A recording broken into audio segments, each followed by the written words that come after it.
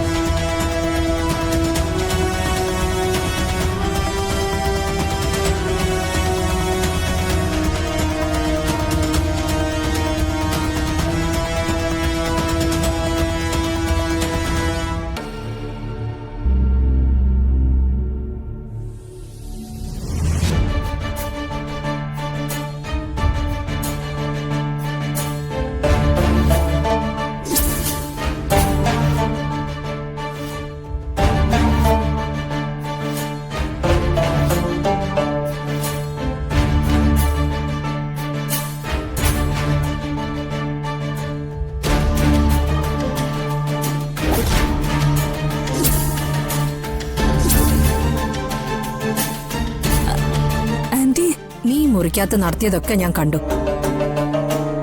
സിദ്ധുവിന്റെ തലേണയുടെ അടിയിൽ ഒളിപ്പിച്ചു വെച്ചിരുന്ന താക്കോല് നീ മോഷ്ടിച്ചു അല്ലേ? ഇല്ല. എന്താ ഇത് നീ മോഷ്ടിച്ചതല്ലേ? എന്താടി, എന്താ നിന്റെ ഉദ്ദേശം? സത്യം പറയാൻ. അത് ദേവികേച്ചിക്ക് ഒരു പണി കൊടുക്കാൻ ഒരുങ്ങുമായിരുന്നു. എന്ത് പണി? ഇവിടുന്ന് ഒരു ആഭരണം മോഷ്ടിച്ചിട്ട് അത് ദേവികേച്ചിയുടെ തലയിൽ കെട്ടിവെക്കാനുള്ള പ്ലാനിലായിരുന്നു ഞാൻ. ഈ കുടുംബത്തിന്ന് ചേച്ചി ആഭരണം മോഷ്ടിച്ചു എന്നറിഞ്ഞ നിങ്ങൾ എല്ലാരും കൂടെ ചേർന്ന് ചേച്ചി ഇവിടുന്ന് പുറത്താക്കില്ലേ? അതായിരുന്നു എന്റെ ലക്ഷ്യം. ആന്റി എന്താ ചിരിക്കുന്ന? എന്റെ പൊന്നു മോളെ, ഇവിടുന്ന് ഒരു ആഭരണം മോഷ്ടിക്കാന്ന് വെച്ചാ അത്ര എളുപ്പമൊന്നുമല്ല. ആഭരണങ്ങൾ വച്ചിട്ടുള്ള ലോക്കർ അമ്മയുടെ മുറിയിലാ ഉള്ളത്. അവിടുന്ന് നീ ആഭരണം എങ്ങനെ എടുക്കും? അത് മാത്രമല്ല, നീ ഇവിടുന്ന് എടുത്തു മാറ്റുന്ന ആഭരണം ദേവിക മോഷ്ടിച്ചതാണെന്ന് എങ്ങനെ തെളിയിക്കും നീ? നീ ടെൻഷനൊന്നും അടിക്കണ്ട. നിന്റെ ഉദ്ദേശം വ്യക്തമായി മനസ്സിലായതുകൊണ്ട് ഞാൻ നിന്റെ കൂടെ നിക്കാം. ദേവിക ഇവിടുന്ന് പുറത്തേക്ക് പോകേണ്ടത് ഞങ്ങളുടെ കൂടെ ആവശ്യമാ. നീ എന്താണ് ചെയ്യേണ്ടതെന്ന് ഞാൻ നിനക്ക് പറഞ്ഞു തരാം. ഇപ്പൊ ഈ താക്കോല് തിരികെ കൊണ്ടുവച്ചിട്ട് മുറി പോയി സമാധാനായിട്ട് കിടന്നുറങ്ങ. ചെല്ല്.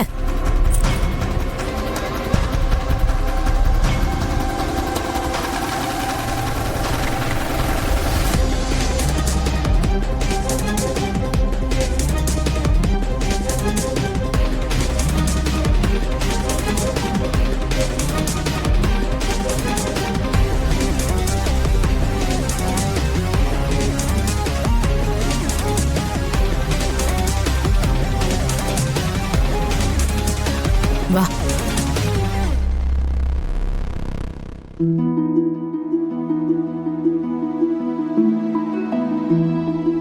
നിങ്ങൾ 3 പേരും ഇന്ന് വിരുന്നിന് പോവല്ലേ? അപ്പോ ഈ ആഭരണങ്ങൾ കൂടി അണിഞ്ഞിട്ട് പോയാൽ നന്നായിരിക്കും എന്ന് എനിക്ക് തോന്നി.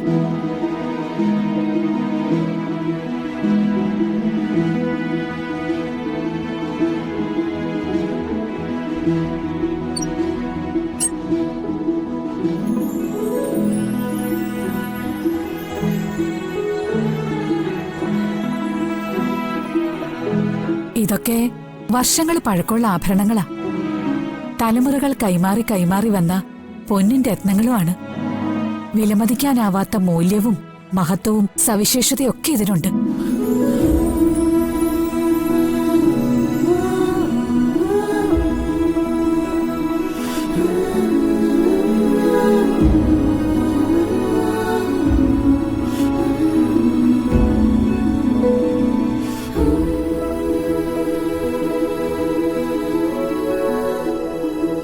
ഇത്രയധികം പ്രത്യേകതകളും വാല്യൂ ഉള്ളതുകൊണ്ട് ഞങ്ങളിതൊക്കെ എന്തെങ്കിലും വിശേഷാവസരങ്ങളിൽ മാത്രമേ അണിയാറുള്ളൂ. അല്ലേ മായേ? ആഹാ, അതെ അതെ. അല്ല മാഡം, ഇത്രയും വിലപിടിപ്പുള്ള ആഭരണങ്ങള് ഞങ്ങൾ ഇപ്പൊ അണിയേണ്ട കാര്യമുണ്ടോ? അത് കൊള്ളാം. ഇത് നിങ്ങളുടെ ജീവിതത്തിലെ പ്രധാന ചടങ്ങല്ലേ? ഈ ചടങ്ങിൽ നിങ്ങൾ ഇതൊക്കെ അണിഞ്ഞു പോണം. അമ്മ, അവിടെ ഇതൊക്കെ ആരെ കാണിക്കാനാ? ഈ ആഭരണങ്ങളൊക്കെ ഇതിനകത്തിരിക്കുന്ന തന്നെ നല്ലത്. അതൊന്നും പറഞ്ഞ പറ്റില്ല.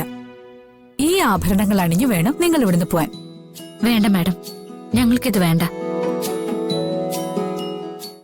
ഡൗൺലോഡ് ചെയ്യൂ C5 ആപ്പ്. കാണൂ എല്ലാ എപ്പിസോഡുകളും സൗജന്യമായി.